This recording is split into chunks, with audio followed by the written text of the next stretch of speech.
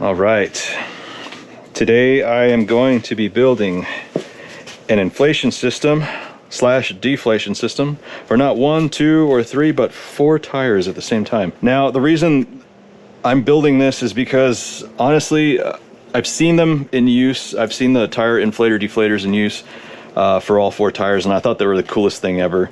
I'm not building this because of the fact that I can't afford to go get a system that's out there, but I'm actually doing it for 2 reasons. I'm doing it, number 1, because it's just fun doing this stuff on your own and making it any which way you want.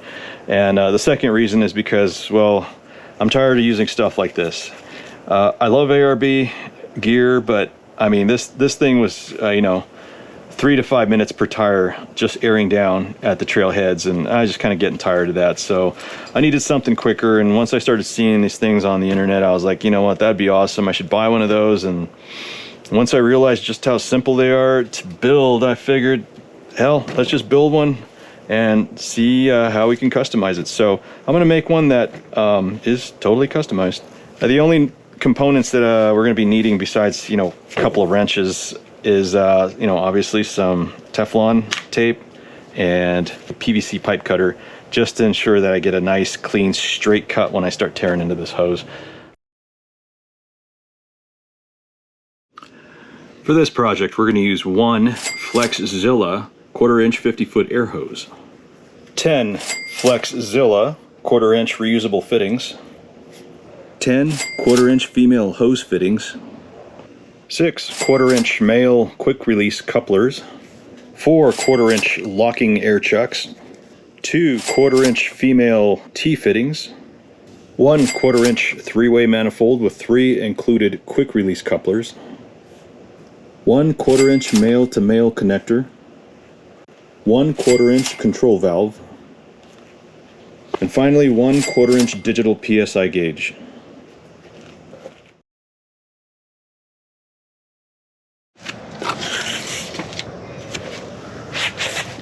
Okay, so I've measured it out. I think I'm going to give myself about 15 feet from the front to the back tire, even though it's really about 12.5.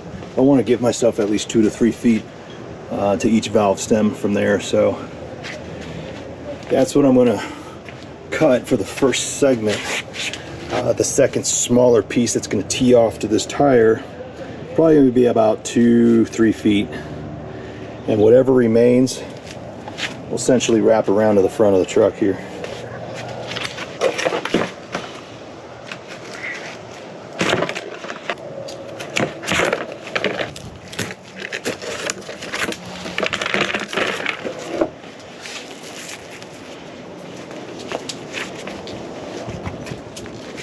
Man, I love how pliable this stuff is.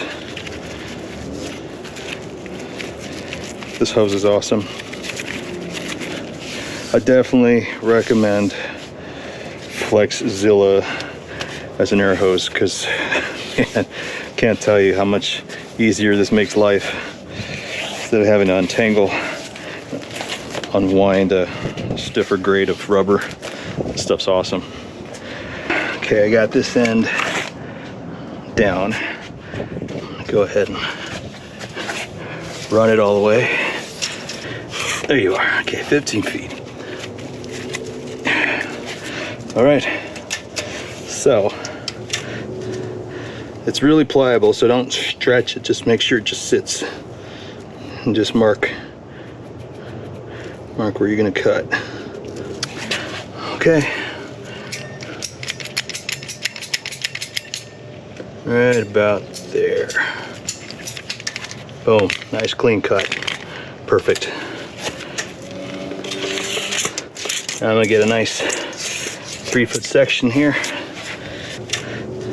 Put it right here, 14, 15, 16, 17, right about there. So we got 17.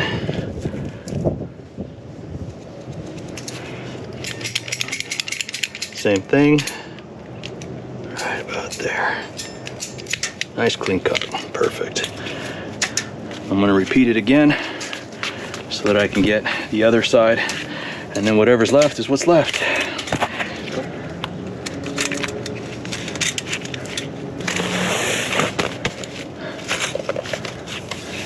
So we got the next piece.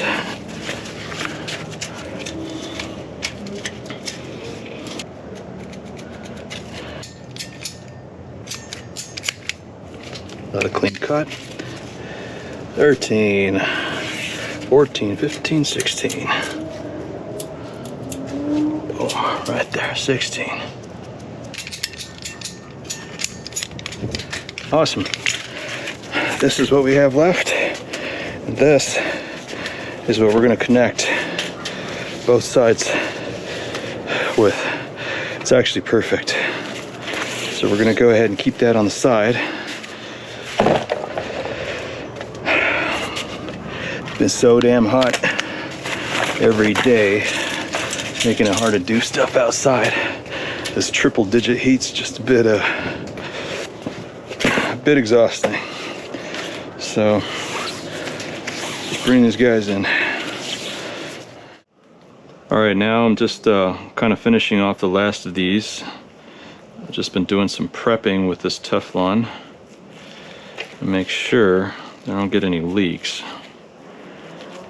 These are all the connectors that I got from Flexilla. So these guys are done. I'm gonna move on to the rest of the outfit here. And anything that's got male threads on it is gonna get a bit of the old Teflon treatment. So proceed with that. The only exception is this. This is actually part of a Husky kit. It's got some kind of a, I guess, their own homegrown version of Teflon, so I'll just leave that one alone. But yeah, stuff like this, everything's gonna get this. I don't want any leaks at all. Trying to diagnose leaks from a setup like this would be kind of be a bit of a job. So let's go ahead and try and avoid that. When you put this stuff on, it's highly advised that you put it on in the opposite direction in which you plan on threading it in, because otherwise it'll just be completely undoing everything that you're meant to be doing with this, and you don't want that. Now that I have everything set up with the Teflon, I can start putting things together. I did want to point out that the digital gauge has a kind of a weird square nut on it, and unfortunately none of the wrenches that I have are appropriate for this because they're just too thick, and they kind of defeat the purpose of getting it seated right when I put this piece on. So I dug around and I found that my die grinder actually came with some cool flat wrenches that actually would do the trick. It's a little bit big, but it's just enough to grab it so that I could start tightening it up, and it's just flat enough to clear the piece that I'm going to be screwing on here. Now, for the exception of these air hose fittings, everything else is going to require a 19 millimeter. The air hose fittings require a 16, so we'll be getting that on there. I'm going to start with the main centerpiece of all this, and that's going to be the three-way air manifold here. So I'm going to start by putting on the couplers, quick disconnect couplers. I'm going to put these guys on.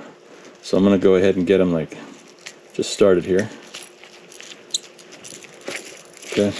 Now to hold this in place, I think I'm going to need the need a crescent wrench. So let me get one of those. Let's see if I get that guy right about there. Grab that 19. And let's see. So we'll start with this guy first.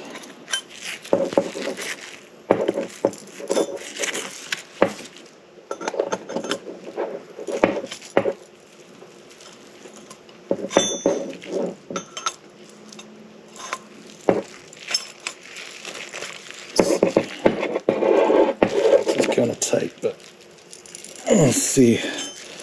I don't think it has to go on all the way, but just enough to create a good solid seal. In fact, looking inside, I could see that it's already reached the end of the thread section there, so I'm not going to thread it on any tighter.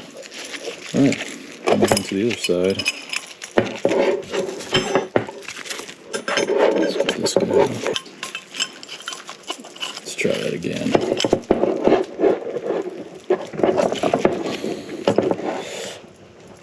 Yeah, I think that's as good as it's going to get. Okay, so we got those three. Next piece I'm going to put on is this male-to-male 1/4 inch at the bottom.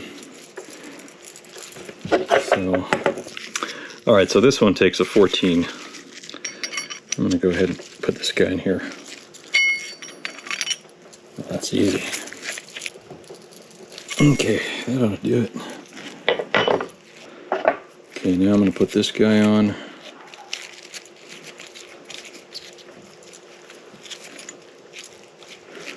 And that's a 16.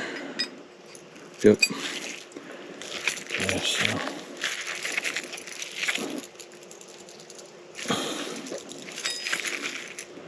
That's about where I want it. I think that should be good.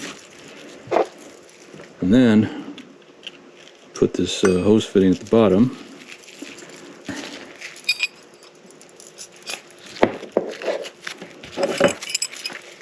A little bit of handiwork here.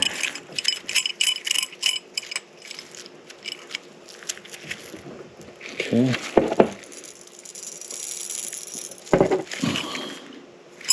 Perfect.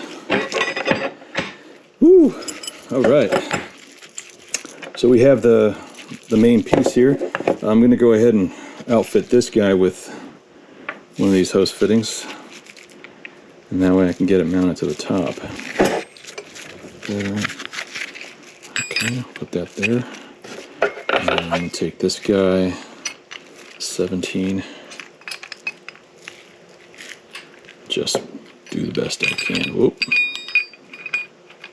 Make sure that doesn't come out. There we go.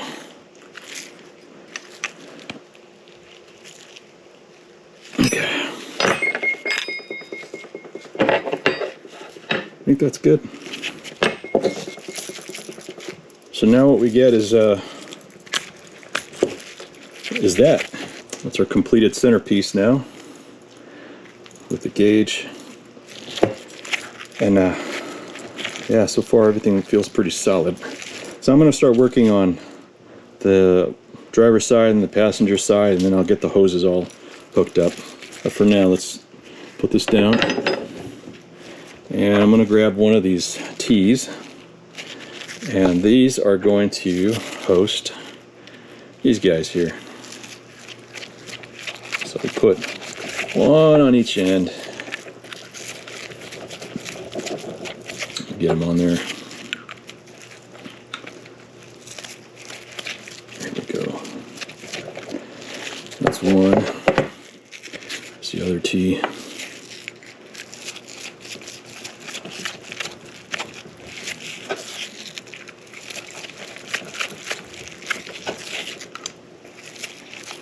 Okay.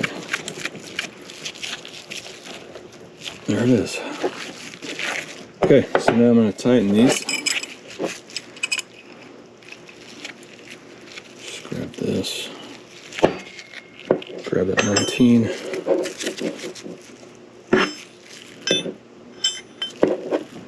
Let's get these guys on there as good as we can.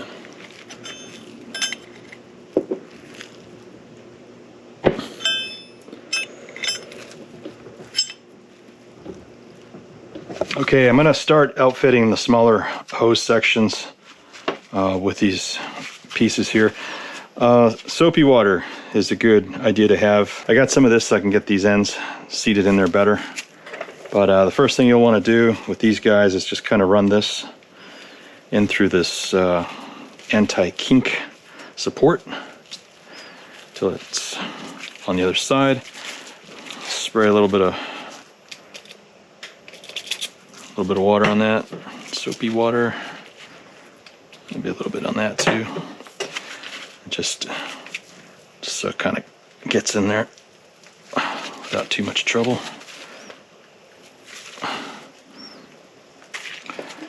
Alright, so that's on there pretty damn good. And what we do is bring this up to the threads and just kind of screw it back on. Just like that. Probably a 21. Whoa, it's a 22, I think. Yep, it's a 22.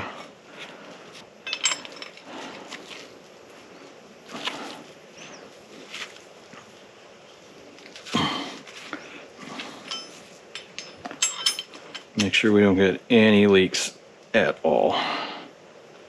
So that's one. And then do it again. Just repeat the step over and over until you get all 10 of these on.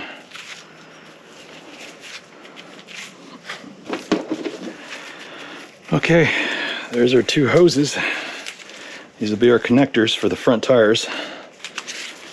And I got the other guys here waiting to get set up. So, move on to those. Alright, so now that I have these guys done, I'm going to go ahead and outfit one of these with the these air chucks.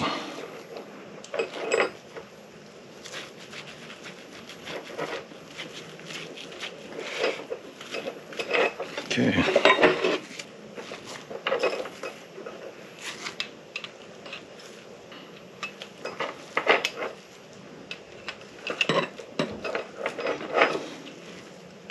Alright, so there's the first one. And then this end is going to get one of these female air hose fittings. So, just like that. Same thing, I think. Where's that 19? Here we go. Put that 19 on there. I think this one's a 16. Yeah. Yep. 16 mil. Let me just do that.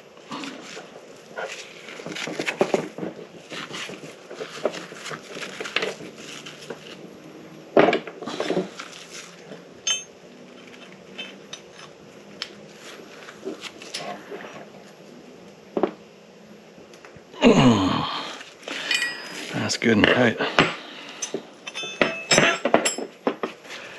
And there you have it. Just repeat again for the other side. And I got the other guys here waiting to get set up.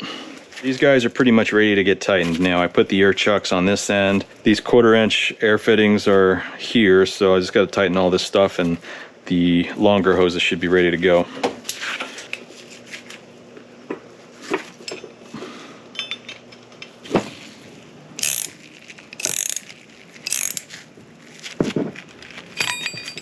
Okay, so what we have is the last section of hose completed. All the fittings are on now. We have the main line that runs to the back tires. We got the 2 little small ones that break off the junction points, these guys. And then we got these guys, which basically run to the main junction point here, the main control center of it all. And so now I just got to get everything hooked up, run some tests. I'm going to use my air compressor to test for any leaks, and if everything is sound, should be able to do a deflation test. See how that goes.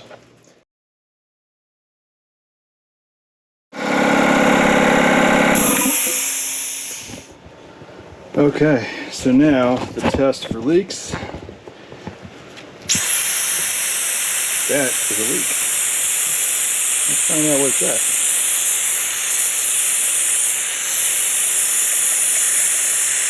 Woo, man, it's everywhere. Well, this is why we check. Make sure that we're not springing leaks anywhere else. Now, these are the cheap couplers that came with this manifold. I'm almost betting that these things are trash. So I went out and got some more just in case of a situation like this would arise. So I'm going to go ahead and put Teflon on the new ones and replace these guys. See if that changes anything. If not, then it's just the manifold itself, and it's probably got some bad threading or thread work in there. We'll see what's up. Okay, try that again. Okay, no leaks. That's excellent. Digital meters registering, and I guess it really was these fittings that they sent with this manifold. These are just threaded like crap apparently. So pop the new ones on and fix the problem. Okay, so I've patched the 2 lines in which go to the rest of the entire assembly. It's kind of scattered throughout here, and we're gonna see if we got any line leaks. Oop, I hear something.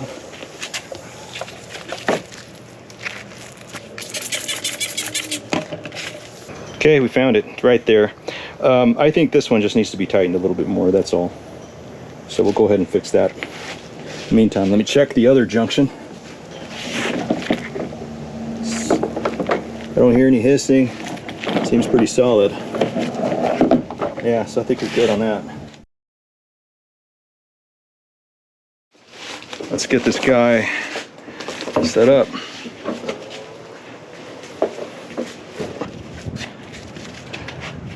Okay, that's that. That's that.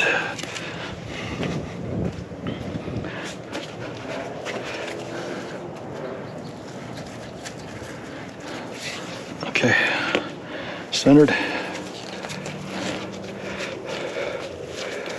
Let's get the rest of this. Distributed. Okay.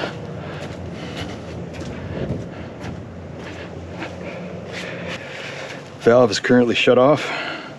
We'll keep it that way.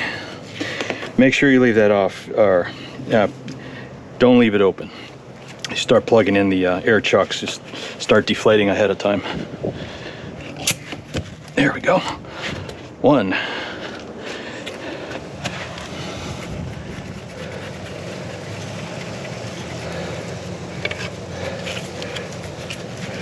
2.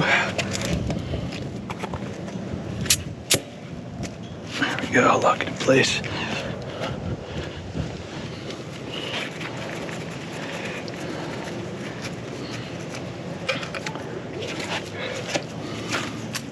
Pull the sleeve back, shove it in, lock it down. And last one.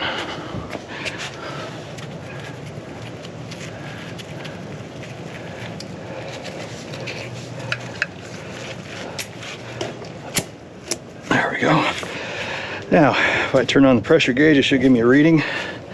The average PSIs. We are measuring around 46, and I've got my stopwatch here. I'm going to see how long it takes to get down to 20. So here we go.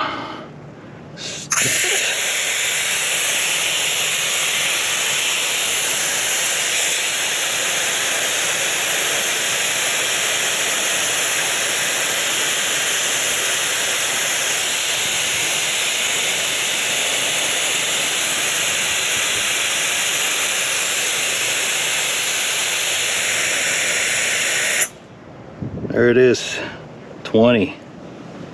And just under what I would say is about 3 minutes 45 seconds with all the pauses. So yeah, not bad, not bad, not bad. So definitely we're already way better than the ARB deflator I was using, because it would take me about this long to do 1 tire. So I'm already 4 times faster. Man, I'm really happy with this. Wow. That's pretty cool. Okay, we're gonna see how long it takes to get us back to 46 using a standard, I have a 30 gallon air compressor. So we're gonna see what that's looking like.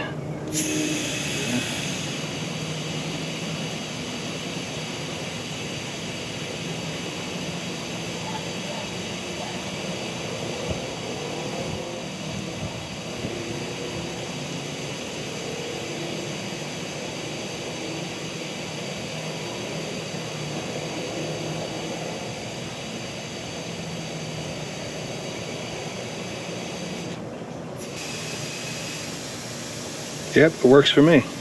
So, it took us about 4 minutes to fill it up with 100 100 psi service on it, and I'm pretty happy with that.